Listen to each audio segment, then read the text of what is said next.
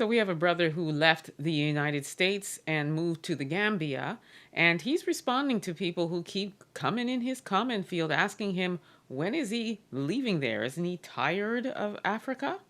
Take a look at his response. Assalamu alaikum. Why would I choose this piece? Go back to America where everybody's sitting up, gang banging, running around in 90-degree weathers with ski masks on. Why would I choose to go back into a toxic situation like this? And I'm here. Nobody got guns. You don't hear no gunshots. You don't hear no crazy music. Why would I go back? Are y'all crazy? You get these messages, when you going back? Never.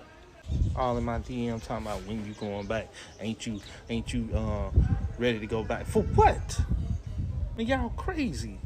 So this brother said that he left the United States to, save his family. And he mentions, bad conditions in the United States. He made reference to gunshots and toxic, areas and things like that. Not sure where he lived in the United States, but, we all know that not every part of the United States is like that, and not every aspect of the United States is shrouded with violence and toxicity and all of that stuff. There are many Americans who are very successful and live a good life. So I just say that to say I'm not sure what his condition was. Now, having said that, I am an African. I'm a Ghanaian. I love Africa too. And there's a very big difference in the way that you feel, what you experience when you leave North America and go to Africa, whatever country you choose. There is definitely a sense of peace, of calm, of security. You don't, like you said, you're not hearing gunshots in the street. You're not being racially profiled. You're not being called the N-word. You're not experiencing overt and covert racism. The issue of systemic racism doesn't exist. So those kinds of things would be enough for somebody to say, I am going to live my life here and my family to keep my family safe. Now, as far as if you are, successful work-wise, you also can get a lot further there as well with building beautiful homes, big homes, investing in businesses there, import, export.